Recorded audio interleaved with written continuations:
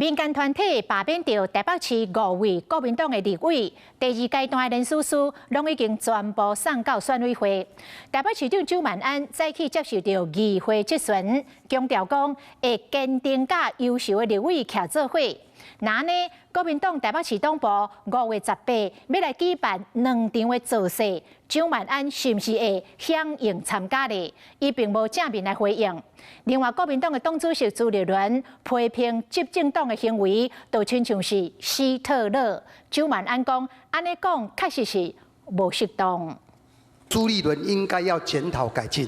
我认为并不恰当。首都市长开出第1场无认同国民党主席朱立伦那次类比讲法，同时点名高雄市长陈其迈过去的言论，强调检验政治人物言行标准爱共款。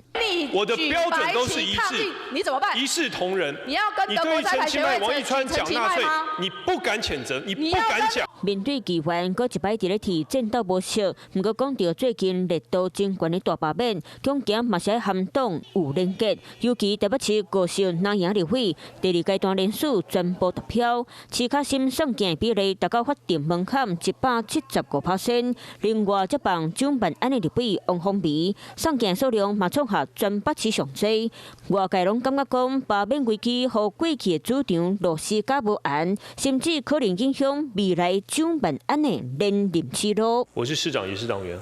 我当然是跟5位国民党立委站在一起。强调嘛是和共党的立委徛伫咧共阵线，面对罢免压表边境作为反制。特别是党部第2主委戴锡钦进前讲到5月18 2场造势，爱推出罢免连赢人数，周万安敢会阁上街路到做阵呢？这个518的这个造势，谢谢哦，谢谢。来成立，因为专案报告开始了，好，谢谢。叶贴无回应，刷卡紧走，大罢免这题。周万安和党中央的距离，嘛也个共款是严定插插。